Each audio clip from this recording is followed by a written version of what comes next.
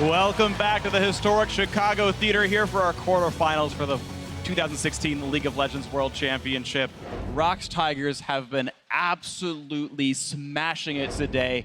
Forget what you saw in week one. Forget what you saw in the first couple of games in week two. They are back on championship form and poised to get yet another rematch with SK Telecom T1. Exactly. Forget weeks 1 and 2, but remember all of their domination this entire year in the LCK because they seem like they found the right champions, the right play style, the right level of confidence to play their game, which is really unique to them. Yeah, translating it to the world stage wasn't something we could take for granted. It's what we were questioning after week one and week two. They ended the week strong, we said a couple of times, but there was no guarantee they'd come into this series with that level of form, and they've exceeded our expectations so far. Definitely agree. We'll see if these expectations continue to soar for this squad. ROX Tigers, we've talked about SK Telecom T1 coming into Worlds as the defending world champions. Keep in mind, ROX Tigers were the runners-up. They made it to the finals last year, and now they come into this Worlds, maybe they're the pre-tournament favorites, then that confidence was shaken, but now they are back and poised and looking stronger than ever to make this run if they can close out this or any of the next 3 games in this series. So the one small change here is that Jace replaces Jhin from our game 1 bans, so potential, Spray was the first person to bring Jhin into the meta in Korea, but this tells you a lot, and this is something that teams will not go amiss going into the semifinals. Exactly. Zyra, specifically for these Korean teams, has ascended to first pick status even over the Caitlyn, because Zyra Jhin is just as strong a lane as Caitlyn Zyra. I agree with you. The Zyra has been the story of the quarterfinals for these teams, aside from the total dominance of the Korean region. One thing I'm a little surprised about, not even with the draft phase, is that EDG is stuck with Scout for the 3rd game. I was expecting Pond to come in when they're down 0-2 and try and rescue EDG once again like he had done so many times in the past, but they want to play with the mid laner who they went undefeated with, and I can't fault them for that. And we'll see what other changes are up here. This time he's not early picking the Rise, so maybe something else is in the mind of Scout or maybe of Rapid Star as they wait to see what they actually want to pick in here. I would definitely wait for a mid lane pick last because getting some pressure back in onto Kuro could be incredibly important. And right now they're looking at maybe a top lane and support pick. If they blind the Rumble, I think we will see Cannon from Smeb. He's actually 7-0 on that champion. They do lock in the Rumble. Cannon was a champion he played out of meta last year. They actually had 3-way flex on ROX Tigers playing support, AD carry, and top lane Cannon. Maybe we'll even see something a bit more frisky because you know ROX Tigers are playing with so much confidence right now. And that's the thing. A lot of times ROX Tigers are more relaxed than other teams, which can also make them more likely to just do whatever they want. Look at the laughs coming in from the entire lineup here on the cams. And I actually wouldn't be surprised to see something a little cheeky from them in these last 2 picks, but we'll see what type of champions they end up locking in. Top lane Kha'Zix, do it, Smeb. I believe in you. It's unlikely. With the ROX Tigers, there's always that outside chance. I'm just hoping. See, that's okay too. He just needs to style in this one. That's what all the fans are hoping for, is something flashy. He does. And he's gonna lock in the Fiora! It's style time, guys. Smeb's gonna have a good time, and people wanted to see the guy to justify first in the world in terms of players above FLICKR, and when he's played that Fiora, it has been poetry.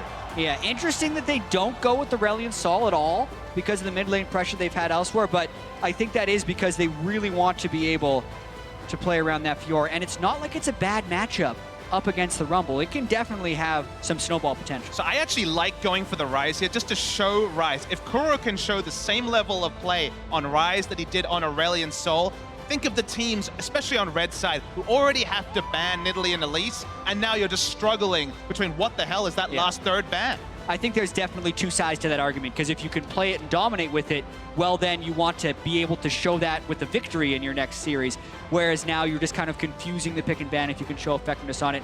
It could also just be to have more practice against the Aurelion Sol and see if you can manage it on the other side, because like we said, there is margin for error for the ROX Tigers right here with the dominating 2-0 lead they've jumped out to. And keep in mind, Rise was the earlier picked mage every single game this series. It was a contest, let's try to take it away from them from Edward Gaming. Scout tried to take the Rise away from Kuro, lost the Aurelion Soul matchup. Now saying, okay, you're right, we'll try to play the other side of it, and ROX Tigers can do just that and potentially smash the game just as hard as before. The games have looked more and more convincing for ROX Tigers, but now backs against the wall. Edward Gaming needs to make it the reverse sweep to get themselves into the semifinal. They must win 3 straight, and we'll see if they can do it. Coming in now to the third and what could be the final game. Match point for South Korea's ROX Tigers here in Chicago, heading to the third game. Yeah, with the win, they would advance to face SK Telecom and have a rematch of last year's finals in the semifinals, which is a little bittersweet in this series, knowing that they would not get to face in the finals once again. But ROX Tigers, I think they want to finish strong here. I mean, SKT 3 times have taken ROX Tigers out of tournaments right at the business end of them. The storyline for next week is set up, even if it's just for that one match. And here we go. Amidst the cheering fans of Chicago, amidst all the people watching online, we might have SKT looking at ROX as their rematch opponent. Here we go, Game 3, ROX Tigers 2-0 up over Edward Gaming as we hit the Rift. We do still have to talk about EDG, though, because when their backs are against the wall, they have been able to succeed this year. The undefeated best-of-3 record, being able to close out the sets, the 5-game series they won in the semifinals. The game they won against HQ at the end of the group stage were all moments where EDG had to get a gut check and then play better than the opponent. This has been the biggest possible gut check because they have been getting obliterated, and it is easy to roll over, but EDG have to not succumb to that, and they have to play better. I mean, there's gut checks. That's what SKT received in Game 1 against RNG, and there's demolitions like Game 2 of this series. So every game is match point for EDG. They are a great best-of-5 team, but with all the outside factors kind of factoring into where they're at right now, it'd be disappointing to see a team, a pre-tournament favorite, go out in this manner, but it's been a really rough tournament for EDG. And Edward Gaming might be able to pull a little bit of support. Yeah, we're seeing Fervor for Coro 1 didn't change his keystone from whenever he picked. Maybe it was he might have been running that on Kennen, but either way, Edward Gaming may be able to find some support from the audience here. As we were getting into the game, we were hearing GSM chants fight with EDG chants, actually. They're trying to overpower each other to cheer on. You know, they're very favorite teams as well. Edward Gaming, as you'd mentioned before, definitely travels well. There are a lot of fans internationally, even here in America. And you hear that right now. This is the audience hoping that we have more than the 3-game sweep. And we'll see what happens. Remember, if ROX Tigers do win, it's 3 Korean teams in the semifinals for the first time ever. You don't need a train whistle to know that that is pretty big domination from Korea. Exactly. Their quarterfinals have been so impressive here, and they've really all shown up so far at Worlds here. It was close for ROX Tigers in the group stage. Lose one more game at the end of CLG there, or against G2 when they were down 7.7 thousand gold at 23 minutes to pull that game back. Good trading, dodging the skill shot, but here comes Peanut up the lane. This is going to be a tight one. Jumps in, and Scout doesn't even flash it, but they don't go in for it anyway. Peanut didn't follow the cue, I don't think. He didn't hit the cue. He didn't hit flash it. Oh, I thought he hit it. No, it went wide. Oh, that confused me. Very close, though. I mean, that's Peanut's reaction to the early shoving from the Aurelion Sol, trying to fight back from it and getting the 2 summoners down early. Then Clearlove just ghosting in right way at the end just to throw an axe at the minion wave doesn't really help matters too much. But it is pretty massive that they're going to be able to get the really favorable back timing. Kuro, it turns out, will stay in lane. But the Corrupting Potion advantage for Scout is Koro, making a hell of a trade in top. And he's already down 7 minions like he has been almost every single game this series to... Yeah, and there's a jungle invade right now from Clearlove, though, recognizing that Peanut didn't start blue buff, trying to sneak in. Meanwhile, Peanut's like, that Olaf didn't have a red buff. Maybe I should go invade his red. Yep. Like ships in the night, they go try to steal each other's buffs. But Peanut actually waiting around. He thinks Olaf's about to be joining him up here, and that's actually not the case. He's going to stick around near the top lane. Peanut wants to be available for what could be a top lane dive. Keep in mind, Steb is pushed up so much. It wouldn't be a surprise to see Clearlove's Olaf come in and try to fight that, but Clearlove playing patiently so far, not exposing himself until just now he walks by the trinket ward. Because they had so much top lane pressure with Smed, they're actually either looking to take the red buff clean or just wait for Clearlove to start and then kill him. They know he has no ghost. So if they can catch him doing this with low mana and low health, it's over. Fiora's missing, walks into the camp, actually gets away from the skill shots, but doesn't really matter. Smites for a bit of healing, trying to run out. One more hit will do it, and that's first blood in for Smeb in the top jungle. There's just no information provided from Koro. Smeb was out of lane a long time. He wasn't on the ward. The ward was placed after the invade had happened. Worst case scenario for EDG. Now, a big lead for Smeb. No surprise, he gets the kill credit. Here's Peanut again. CC back and forth, no summoners for Scout. He's got nowhere to go. That's gonna be the assassination. Peanut gets one as well, 2-0, and Scout should have known better. And really, where is the communication from EDG right now? Smeb missing for 15 seconds in the top lane after walking clean out of the lane. Clearlove doesn't care about it. He goes for red, he dies. But then after Clearlove dies, after Peanut misses the Q, you have to expect, hey, mid lane, there is a jungler taking our red buff. He's probably coming mid next, but that communication also falls through. Scout pushes up and without summoner spells and makes the gank easy for ROX. He tries to play to the opposite side of the map, but that's not enough to play on that side of the river. Peanut's flash was still up if they needed it.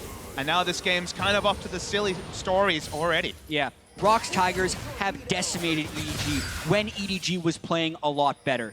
Now it really feels like EDG is mentally shattered because they are making mistakes I have never seen them make this year within the first 5 minutes. Yeah, they did it in pregame as well. You talk about the fervor that Koro 1 picked up. That wasn't just using the Kennen mastery page. He had Thunderlords the last game. This was him clicking fervor instead of Deathfire Touch. A choice that I'm sure he's made hundreds of times playing League of Legends. The Master's been out for a year at this point. It's not that hard to pick the right keystone, and this is what's happening to these teams. I mean, the comfort seems to have just been completely gone from the Chinese teams. We saw the same mistake from RNG, of course, when it came to Mada taking wind speakers on Zyra. So just these small out-of-game mistakes to just take over. I mean, given with the gameplay already that we've seen, you just can't afford to make these very fixable mistakes outside of game when you're already backs against it in-game. Now, the one saving grace for Edward Gaming is they do have a bot lane looking pretty good. Now, some of those farm numbers are inflated by last-hitting Zyra plants, but it's still actually a 13 last-hit lead right now for Def in the bottom lane. The gold may be a bit close. Now a stun on Kuro as they want a bit of health. And ooh, that's going to be a whiff equalizer, but still, the damage comes through. A roam down for Koro 1, helping with that one. Kill comes through to Scout. Great job by EDG to take the initiative and punish the low wards in the river right there. They walk all the way down. Koro's able to make that roam on a recall pattern from Smeb, so the missing call didn't come through, and they then finally get one back on the ROX Tigers. Sort of a sudden move we haven't seen all series as Koro teleports right into Smeb. He also has no flash now. Ulti in for Smeb, pops the team out, goes in, can't quite get the last vital, but still plenty of damage dealt. Pops Riposte, and actually, Koro gets the better side of the trade, but that's not a good vital. That's an easy jump in for Smeb. It's going to be a tight one. And he's regenning up with the potion. Looks like it's going to be okay for Koro. Scout pushed out of his lane, though, by Peanut, and now they should know there's a ROX Tigers jungler on the top side. Peanut's level 6 with flash. He would have loved to get the easy jump over there with the Krugs, but he is still going to be all in the hunt. All it takes is a flash kick to connect his Q. Still likely to be a kill. Walk into his face, kick into the wall. There's the Q. There's the chase in. Not even difficult. And flashed out to make it easy. That's a nicely played gank there by Peanut. Not even a problem. Teleporting back into the middle of lane against a Tiamat Fiora who is level 6. Just should not happen at this level of play. Smeb is always going to take that chance, even if he didn't get the kill. The summoner spells were enough to decide the map. We see ROX trying to set something up, but for now, worries about that turret. Here comes Rise. Here comes a slow and a Clearlove. Gonna get rooted as well. Gonna save his ultimate for this one. Kuro spending some time down here to keep the turret afloat. You're not seeing a ton of turret damage, though. Edward Gaming making very slow progress down here. Yeah, and a very conservative Realm Warp there by Kuro. You'd often think the Rise would come in behind them and try and turn a gank around, but he recognized that Prey and Gorilla were actually fairly pushed in there and just teleported in to clear the wave. The question is now, we were in a similar situation last game where ROX was trying to seize this turret with the Caitlyn, but this time EDG is not as coordinated in their push. Scout staying in the mid lane, Def very low on health and mana. They don't have the same presence when trying to push in this turret. It's the reverse matchup in the mid lane, and Kuro is still the one to roam first, still the one getting more farm, still the one with all the pressure. He's just simply playing it much, much better. And they're not losing minions to the turret either. Peanut was smart, went from Raptors to the mid lane to pick up the CS coming in. Over a pink ward, so he's spotted. Looking for the play on the top side of the map. Smeb gonna have to flash away from this. Will Riposte the stun. Nicely played here. And now in with the ultimate, but he's running out of health rapidly. Voice of Light, and the drill comes through. The drill of Defiance. There's a kill finally in for Edward Gaming in the top lane. Bringing it a bit closer, and it's only 300 gold apart, but Scout wants back. Yep, gets away from Peanut. Not too much damage dealt there. He's going to be able to get back to the base and back to the mid lane. The game has opened up, but EDG are rolling with the punches. A little greedy. He wants to kill with Koro in his face. definitely delaying recall. But it is really good after that start to see EDG rolling with the punches. They're actually going for counterplay. They're not just accepting after those first 2 kills. A different game, a different psyche. You kind of give up at that point, but they're rolling with the punches, and this was another really nice roam from Scout. Completely agree, and one of the big reasons people were talking about Scout over Pawn is because of how apt he is to roam to the top lane. That was to help out Mouse. This one is to help out Koro. Koro, even though he had been punished for teleporting in the lane, is able to get one back on Smeb. They also burn the flash, which just makes things better. And a ton of CC now onto Mako. He's getting shot down. Nice play by Deck. Oh, but Mako gets himself out of the way and takes the shot anyway. That's a poor misplay, and a kill comes through to ROX. And then he healed after the fact because he was really expecting to have the angle on that one, but Prey just manages to get the angle because Deft and Mako were not in line. Strangely, Gorilla panic flashed afterwards. I don't know if it was a celebration, but regardless, flash down on the Zyra. Maybe some counterplay around that. Yeah, potentially so. And the weird thing as well, if you're willing to heal, you should heal at the very start. There's no reason to heal late, really, ever against the Jhin ultimate. Watch that fight again. Exactly. It starts out very well in a sense because Deft is able to block shot 2. Some of those Jhins can curve bullets, chat. That's all I know. And some supports walk away from their teammates. Celebration flash. Woo! We did it! Who needs that? Not Gorilla. Now here we go, another roam to the top lane, really trying to wedge this matchup open. Scout is here again. Rinse and repeat, back in onto Smeb. What's it gonna look like? Equalizer, not the best, but it still cuts off some of the retreat angles. Koro takes Zagger, but Voice of Light still gonna be enough. And another kill comes through. Top lane is actually finding some teeth now for Edward Gaming. Absolutely, and Kuro's not able to match those, and Peanut's not there to show up because those aren't actually the cleanest ganks you would expect, but they just have so much more power up there when they send Aurelion Sol. You're only purely getting kills from them, though, not objectives. That's why you see Rise pushing into mid, but certainly gets their confidence up, which is another underrated part of League of Legends, is that after those 2 losses, getting some kills, especially to Koro, who has been bullied out of top 2 games in a row, can only help the communication, because it's so much easier to get precise communication out when you've got a little bit of confidence in your belt. Exactly. You cannot underestimate the impact of an effective play when you just lost a game in 25 minutes by 20,000 gold. It's so important that EDG get this confidence and continue to push. And also, because ROX decided to go with this Fiora, who you want to be able to snowball ahead, it lowers their wave clear. It doesn't allow them to actually defend these sieges too well if EDG is able to set up them. It's EDG that have the Aurelion Sol and the Hyper Carry and Caitlyn. So if they do get an edge, they can still rotate towards these lanes and just kind of push ROX off and make it a necessity that ROX try a risky team fight if they can keep making these plays and actually create a goal.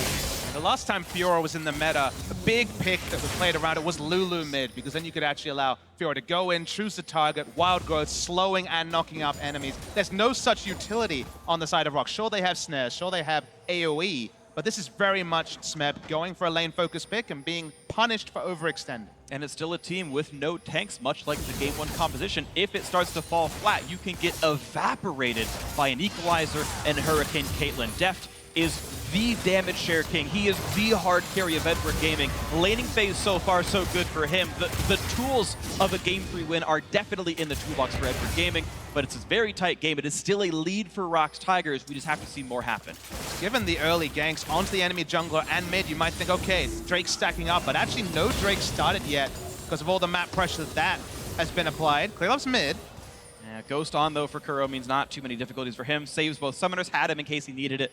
And Clearlove continues to have no effect at all in this series. No kills resist for him. Even when he walked to the mid lane, didn't do any damage last time around. So this Olaf sort of denial from Peanut so far not meaning a lot. Yeah, and you wonder if we're going to see a 2v2 in the mid lane here.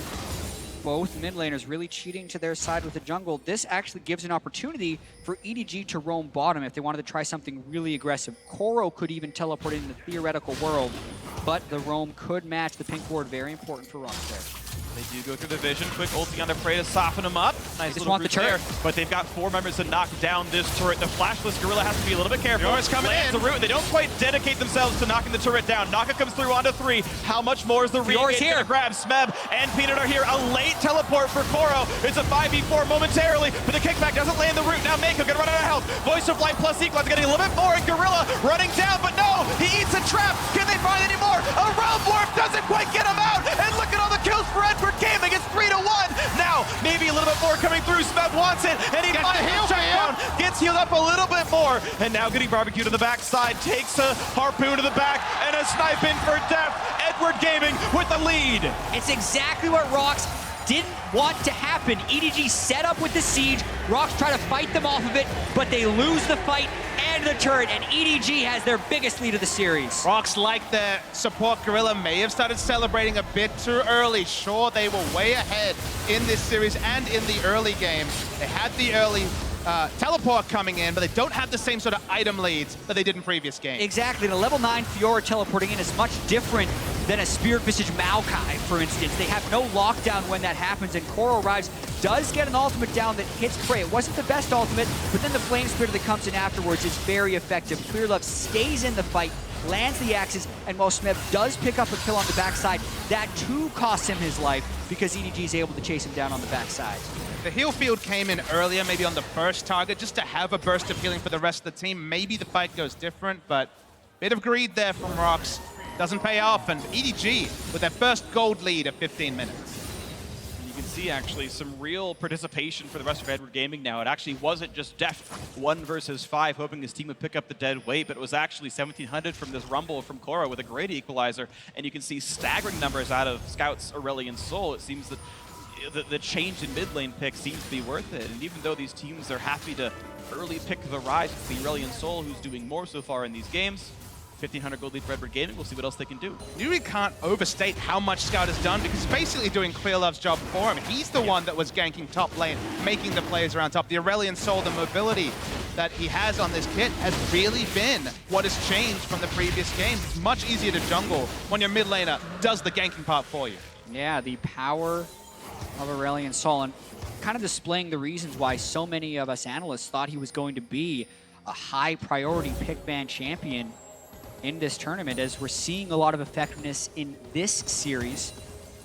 Of course, as the game gets super late, the damage does fall off, and you would then want to Rise to have the insane teamfight power, but in this situation, because it allows you to get a Caitlyn to that point, you don't necessarily care as much about the late game fall off. But we also have to remember, this is still the ROX Tigers. They were still dominant in the first two games, and it is but 1,700 gold that they are behind. Not to mention, Koro is a fervor of battle Rumble. That's true. His top level damage is, I mean, most of that ability to scales off the raw ability power anyway, so it means more and more over time that he's missing that keystone. But again, they trade in the mid lane, minions blocking the overload. Scout still takes one, and he's gonna slink away for this one.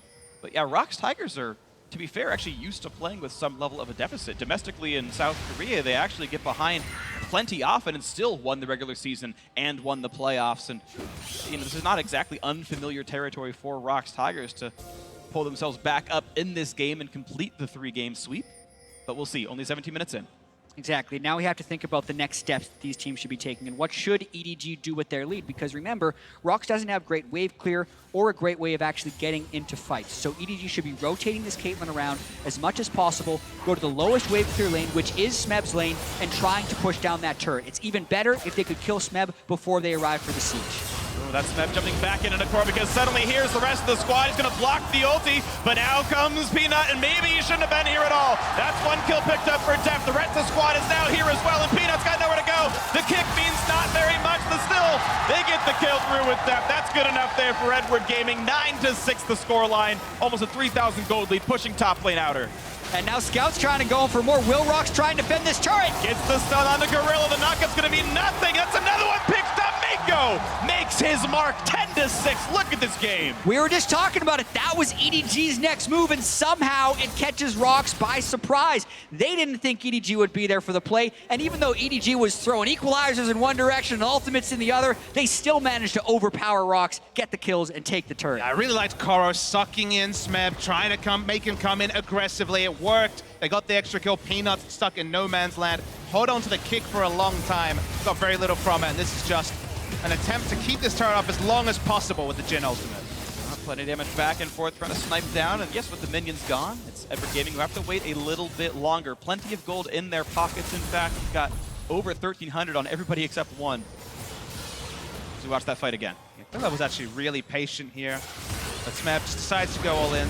They want level 1, that's just a bit of a spectator bug, but the moment that this happened, the numbers advantage was there for EDG. Exactly. Clearlove as well.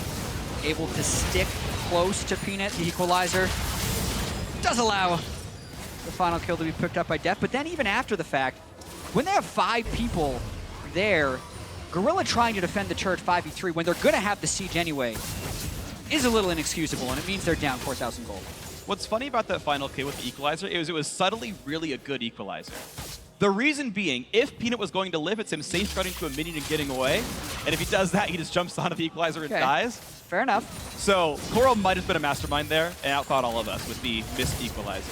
What we're seeing in this game is the ROX Tigers, when they fall behind, they're not teams like Samsung and SKT. They are much more likely to try and throw themselves for picks, look for fights even when they're behind. Sure, we've seen other times, especially last year, where they could pull games to late, but ROX more often than not in the regular season in Korea would go for those big plays and kind of go big or go home. Well, I would also say that that is forced by this composition that they picked themselves into. When they pick the Fiora in the top lane, they need to be able to push them off these turrets. Otherwise, they will just siege down everything.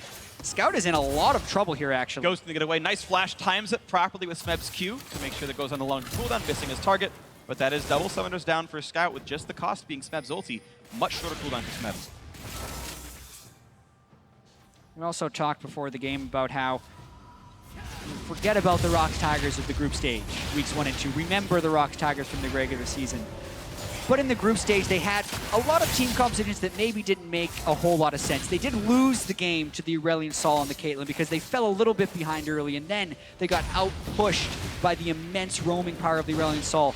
That ROX Tigers is actually rearing back here as they were hoping to close out the series in style by picking the Fiora. I mean, I can guarantee that the champion select comms was, I want to play Fiora from Smeb, and they just kind of went with it, just like with the Nocturne pick earlier in the series. And this is something ROX will do from time to time. First game of a best of 3. In this case, it's third game of a best of 5. When they feel like they have the latitude, they can go for these picks that are very much just them trying to flex their muscles, and it's credit to EDG that they can actually punish for that for them, at least in the first 20 minutes. Exactly, and they need to really, because at the end of the day, it is 3 wins that gets you through to the next stage, and ROX Tigers did feel with the Fiora pick that they were trying to show off a little bit. So if EDG can just get that 1 win, even if it's not likely that they win the next 2, they have to be able to just stay in it and make sure that they can punish this Fiora. Make a back and forth, gets shot. Good job by Prey, predicting 3 out of 4 times which way he would juke. Gets him very low. I think if he had actually gotten all 4 correct, might have gotten the kill to make it at the very end, but either way, it does chunk the health bar down, but Ever Gaming, even without the health bar, their support player are going to go ahead and try to take down this Cloud Drake, and seems easy enough to do. No one going to contest them whatsoever. Peanut, nope, not going to be there quite in time. He's 2 seconds away from having a chance at it. Yeah, the ward coverage is around Baron for ROX Tigers. That's the far bigger objective for them to play around. Oro bait again. They can sneak Deft into this brush. It's there, but the rest ROX is also here with Rise. This is a bit of a 2 versus 3. Do they have the damage on Smeb? One more shot will do it. They switch back into Kuro. They get 1. Now how's the trade kill going to work? He's going to get a crit, and Deft gets it. Now the battle versus Gorilla. Flash the way. Deals through the Ignite and is running through tier low. Get their vengeance. All said and done, though, still advantage Edward Gaming 3-2. That was some vintage Deft mechanics right there with the flash, but still down in the back end. Scouts around the back. Mirlov's here to help. Prey is running out of health pretty rapidly, but gets the 1 kill picked up. Another execution kick out of Peanut. Another 1 for 1, and now it's time for Peanut to run, but he's on the long cooldown. Nice Q to the Baron Nashor pit and gets himself away. Still overall, the 4 for 3 trade, and Scout looking to see if he can find an angle, but not to be. He's going to be fine. Ocean Drake regen kicks in, and all is going to be well here. 14-9, the gold lead still about 4,000 here for Edward Gaming. And look at the way Deft plays this fight. He got the trap right at the start. The Zyra bailed out on the play at the very end. That's going to have a big impact, and that allows Deft to trigger all the headshots. He was in the brush for so long, flashed out at the very end. And those cheeky little plants in the brush that Deft wasn't even thinking about at the end of that fight get the last hit. You don't have that Zyra passive anymore to look for the kills from Death, but the plants do the job for you this time. Yeah, Deft can outplay all the human characters, but the AI gets him at the end of the day. He'll stay in ranked queue, I guess. Yeah.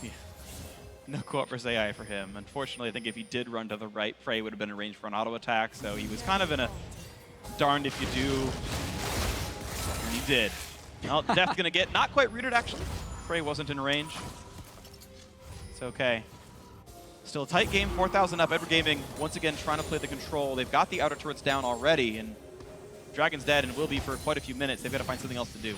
Yeah, even though EDG has looked a little chaotic at times, I think they're going to win this game because Deft is so incredibly far ahead on Caitlyn, and the composition suits him. Notice how he's actually going for rapid-fire cannons, the third item.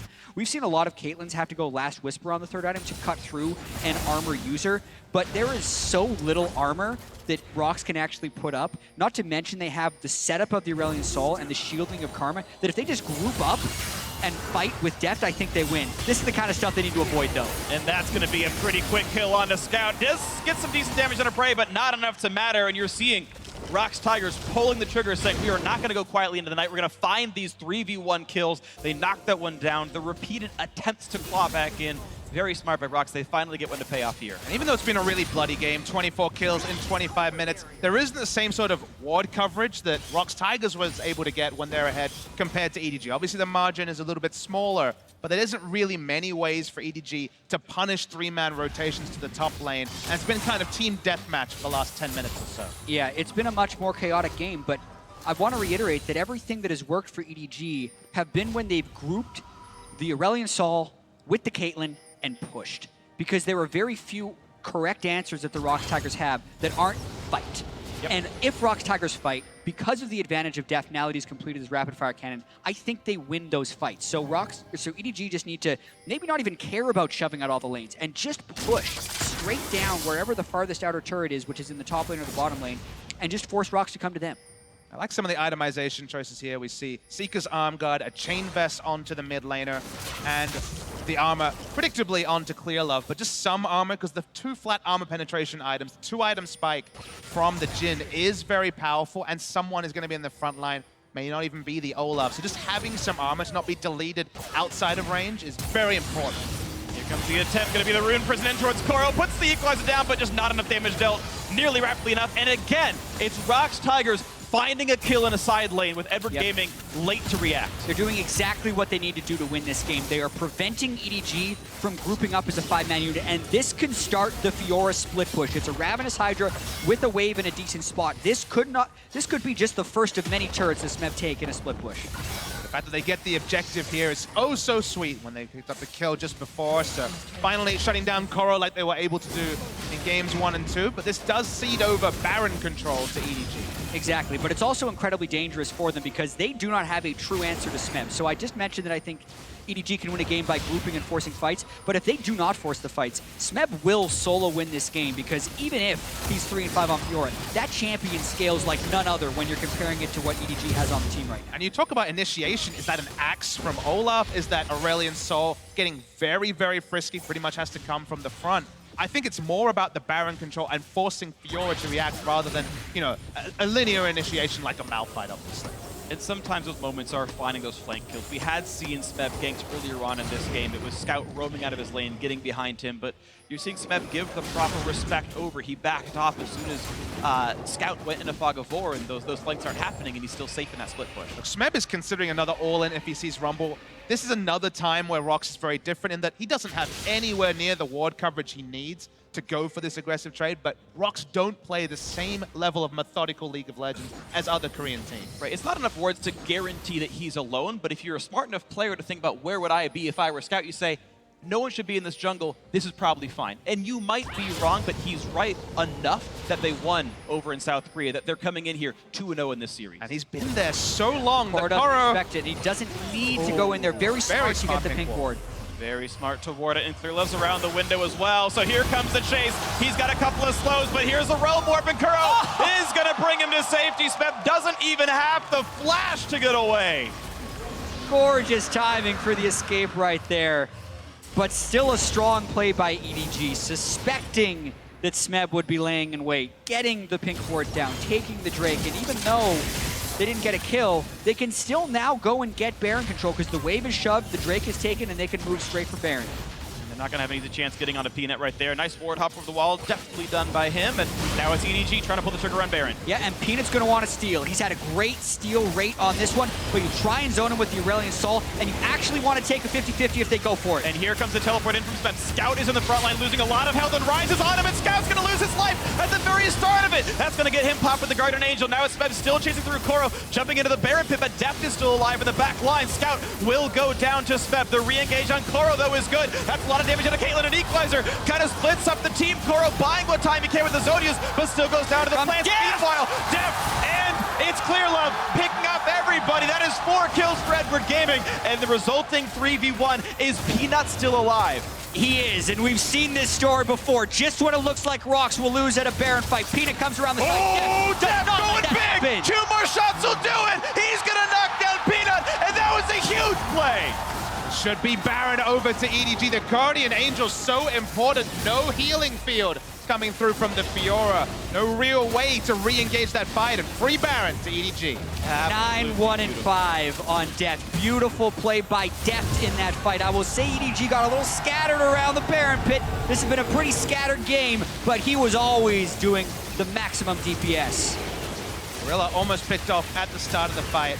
Just look at the target selection here from Smeb. We're waiting to see where that ult was used. It's used onto Koro, actually. I apologize there. But the healing field, because he's just kiting, and the time that it took to kill the Guardian Angel means that it wears off and no healing. Also note that he kited towards the Guardian Angel, so Smeb didn't want to follow through, but really it's Deft on the backside of this fight. He had traps already set up. He gets the Karma shield to come through, and he's able to execute. And then because they have the Olaf and the Karma enough to just shield the Baron, as soon as Peanut looks for the steal, note the very quick pink ward as well to make sure that Peanut can't come over the top. Deft is like, Peanut, I've seen this story before. Immediately shoots him, hops over the wall, knows he's got the Karma speed from over the wall from Mako as well, which was incredibly clutch and allowing him to catch him. And now they execute. Smeb's trying to push top lane. EDG's going for the mid inhib. Continuing to push all 10 players alive, a Baron buff going strong. Mid lane 2-2 already gone, 6,000 gold lead into the inhibitor turret. In that last fight, Deft out-damaged every member of ROX Tigers put together. This is the Deft we know. 40% damage shares, 50% damage shares. They got that last hit on the inhibitor, and EDG don't want to go down 3-0. Edward Gaming finding extra morale on the back of the audience here in the Chicago Theater and finding morale off the 7,000 gold lead they've built for themselves. Okay, yes, Smeb able to split push one thing down, but it doesn't mean as much as that middle inhibitor does. But if Smeb was grouped, they would not have kept the inhibitor up. So it's still good that they're trading objectives with EDG. Not done with this Baron buff. Still 50% uptime. Exactly. They want to be able to push through for the second inhibitor. Smeb would actually want to solo kill Koro to force something back, but he is now, if he completes this teleport to go back to base, with Koro having the teleport, this means EDG is in for it. They're going for the second inhibitor.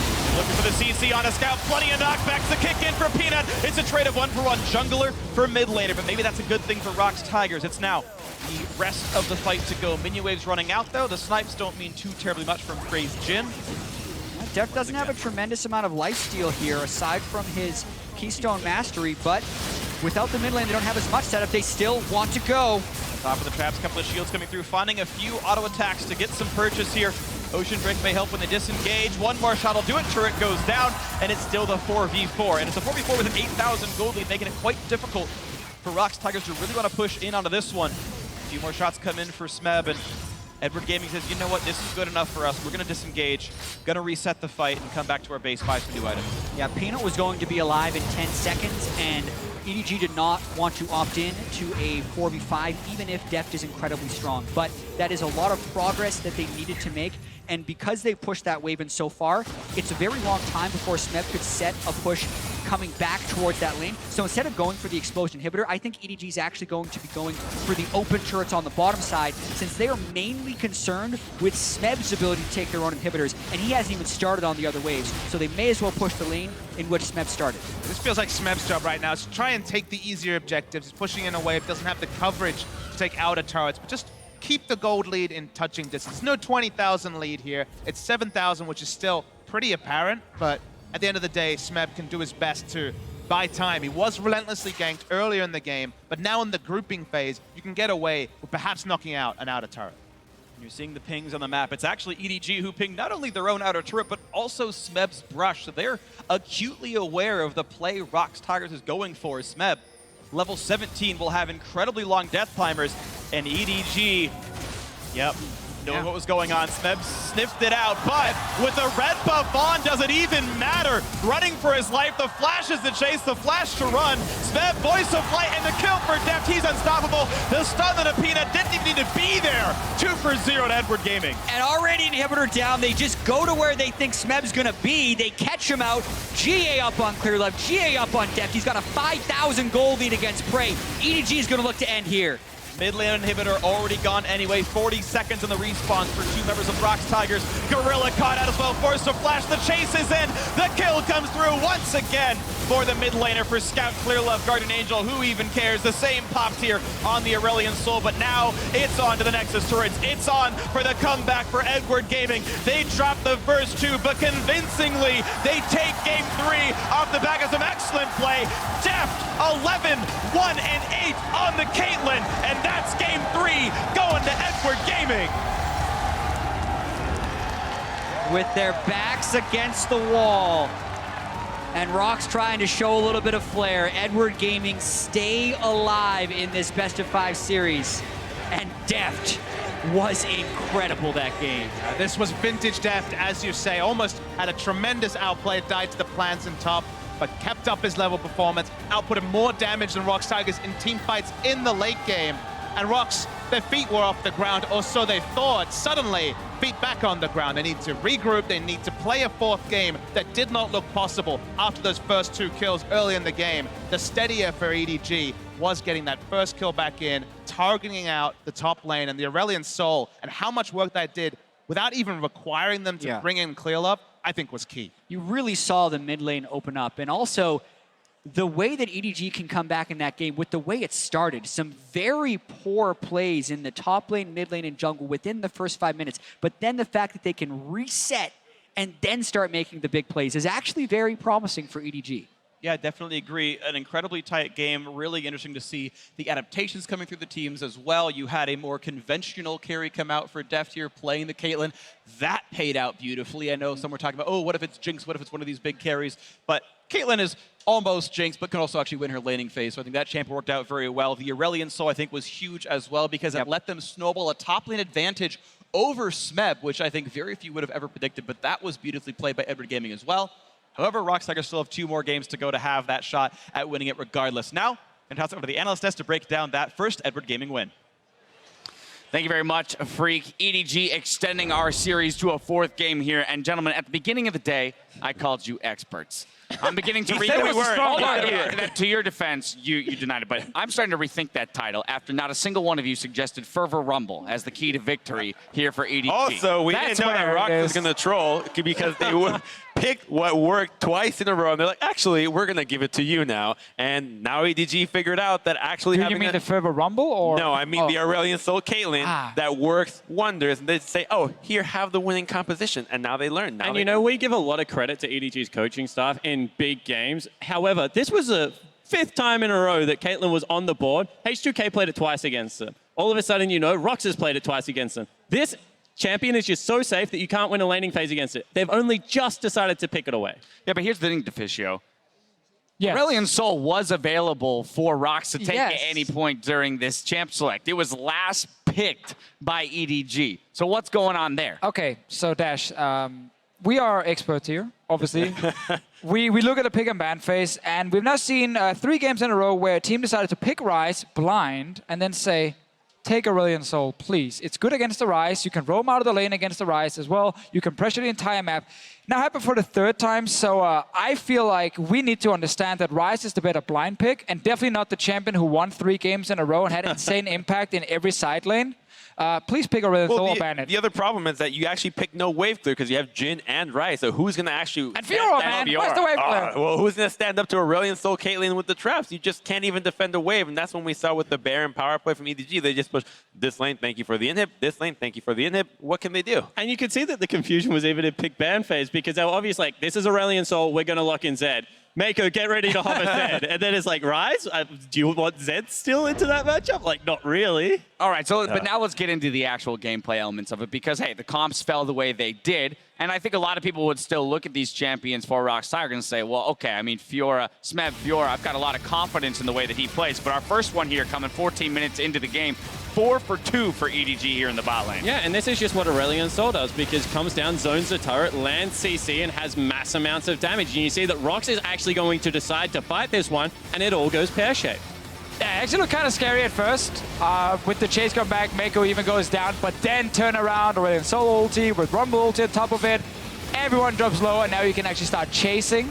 Koro picks up a few kills here, and even in the end, despite Smeb getting that 1 kill, it doesn't really matter because that's just another kill onto death on the Caitlyn. And when you get kills on Kate early, you remove her weakness, which is the mid game, because you just get her so quickly to 2 items, and she can start being extremely impactful again. And it's also in an extended fight like that where Aurelion Sol really shines. He doesn't really have that much DPS, but when the fight goes on for 20, 30 seconds, those orbs are going to rack up a lot of DPS and actually maul down a lot of people, and that's exactly what happens in every single one of them. And I still feel like ROX allowed EDG to play themselves into this game because that's not a clean team fight. I mean, if the comps are a little bit closer in team fighting prowess, that is much harder to win. And you saw that the communication still wasn't there. They're chasing Peanut, and Scout is running in circles around the rest of his team. Like, can someone please get the damn Fiora off me? And finally, they do turn around. So I still think that like this was a good start for EDG, but you can still see some kinks.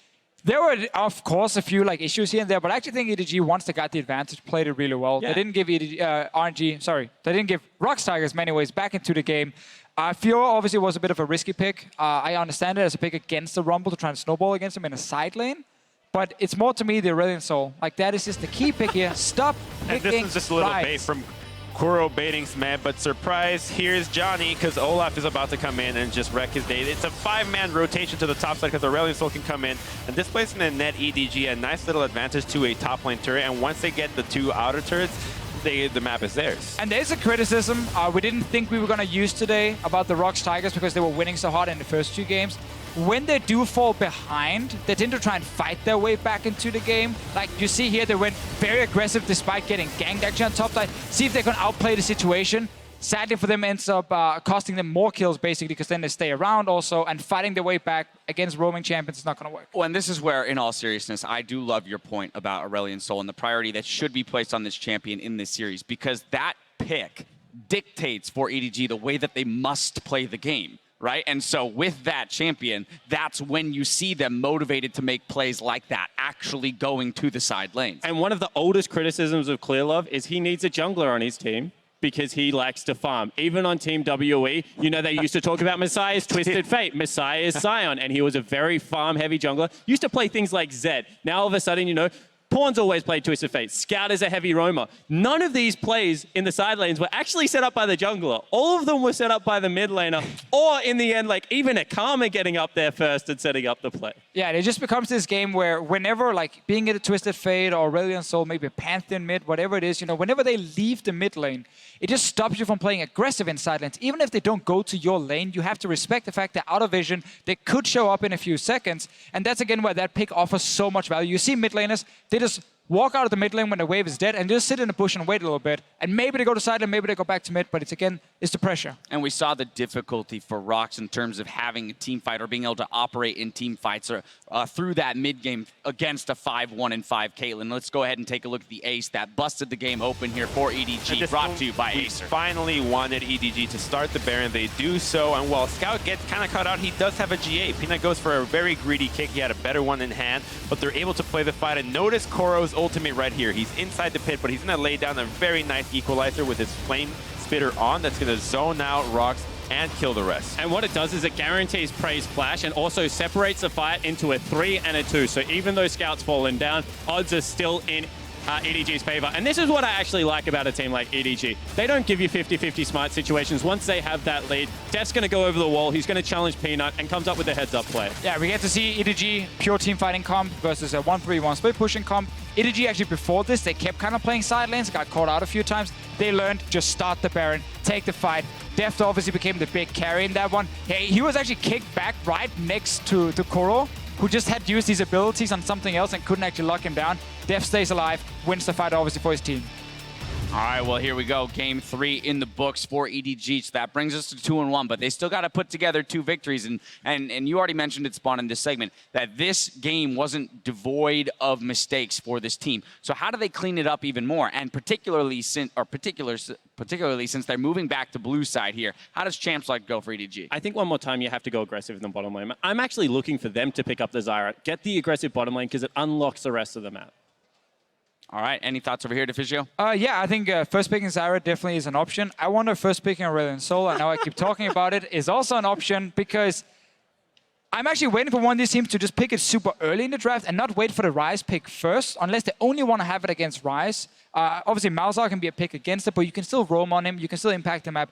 And it was so huge for EDG in this game. See, I think while the Soul is really important, that we're overlooking the Caitlyn and not just her laning prowess, but her ability to just dictate the team fights later on. It's very difficult for her to actually get collapsed on with the lack of the heavy engaged junglers. Lee Sin trying to get into the Caitlyn is not an easy thing to do, especially when you have to deal with Karma or Zyra that are just offering so much peel. So I do think that the first pick Caitlyn from these teams, as we saw in Game 1, is what they should be prioritizing. EDG clawing their way back into it. We'll see if they can bring us to 5 games. Don't go anywhere, because Worlds 2016 continues in just 3.5 minutes.